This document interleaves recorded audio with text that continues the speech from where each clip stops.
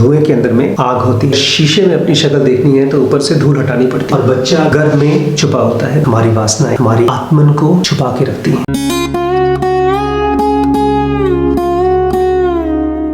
आपको भी ऐसे पूछना, जैसे अर्जुन ने पूछा कि भगवान वो कौन सी चीज है जो आदमी को गलत करने के लिए उकसाती है। हम लोग आमतौर पर ऐसे सवाल पूछते नहीं है, हमारे पास कोई है ही नहीं पूछने के लिए। और ये जो कृष्ण है अर्जुन के अंदर है, बाहर नहीं। आपने पूछा है कभी? हम लोग पूछते हैं अपनी प्रॉब्लम्स के बारे में, हमारी प्रॉब्लम्स कब सॉल्व होंगी, हमारा बिजनेस कब उठेगा, हमारे बच्चे की जॉब कब लगेगी। लेकिन कभी हम ये पूछते हैं, ये प्राइमरी क्वेश्चन है, हमारे अंदर में वो कौन सी चीज है जो हमको पुश करती है, वो करती है, फोर्स करती है गलत करने की। यहाँ पर प्रॉब्लम है लैंग्वेज की। 5000 साल पहले जिस लैंग्वेज को कृष्ण ने यूज किया है वो अब नहीं चले। संस्कृत यूज नहीं होती है। संस्कृत में कृष्ण कह रहे हैं रजोगुण के दो रूप हैं, क्रोध और वासना। लेकिन क्रोध क्या है? आग जलती है, जलाती है, लेकिन वही आग हम यूज करके खाना बनाते हैं। हमारे अंदर में अपने क्रोध को आग की तरह यूज करना हमने सीखा है और वासना को कभी समझा है। ये सारी चीजें मेरे लिए एलियन थी, ग्रीक थी, लैटिन थी, जब तक मैंने IESM नहीं समझा। क्रोध और वासना ये खाली ऊपर की लेयर है, इसके अंदर कोई और चीज है। स्मोक के अंदर में फायर होता है, धुएं के अंदर में आग होती है। और अगर शीशे में अपनी शक्ल देखनी है तो ऊपर से धूल हटानी पड़ती है। और बच्चा गर्भ में छुपा होता है। हमारी वासनाएं हमारी आत्मन को छुपा के रखती है। ये सब बात करने की चीजें नहीं है, ये सब मन के अंदर खोजने की चीजें, खाली सोचने की चीजें नहीं है, एक्सपीरियंस करने की चीजें हैं। आग की तरह जलाती है हमको लस्ट। आपको जलाती है? खाना खाते समय मिर्च खाते हैं तो जलाती है कि मजा देती है? ऐसे ही वासना होती है। जब तक मजा देगी तब तक उसको आप समझ नहीं पाए, जब तक उसको गाली देंगे तब तक उसको समझ नहीं पाएंगे। आत्मन कॉन्शियसनेस है, बहुत गहरे छुपी हुई है, थॉट्स के पीछे,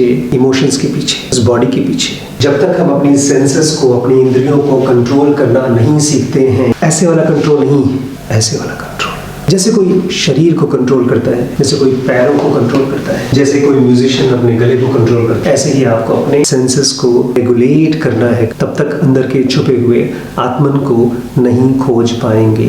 वो डेथलेस स्टेट इसी बॉडी में है, लेकिन वो वासनाओं और विचारों के वजह से छुपी हुई। वो पॉइंटलेस, वो डायमेंशनलेस सेल्फ इसी बॉडी में है, लेकिन वो थॉट्स में और इमोशंस में नहीं दिखाई देगी। जब तक शरीर की मौज मस्तियां हमको अपने ग्रिप में रखेंगी तब तक आत्मन नहीं एक्सपीरियंस होगा। एक ऐसी एंटिटी है, कृष्ण कहते हैं, जो हर चीज के बियॉन्ड, और वो पूजा पाठ से नहीं मिलती, वो खोजने से मिलती है, योगी बनने से मिलती है। नकली योगी नहीं, कपड़े बदलने वाला, दिखाने वाला योगी नहीं, सचमुच का योगी जो अंदर से योगी है। अगर माइंड का कंट्रोल करना है तो स्पिरिचुअल डिस्क्रिमिनेशन चाहिए। हर रोज की लाइफ में सच और झूठ के बीच का डिफरेंस देखना है, सोचना नहीं है, एक्चुअली देखना है।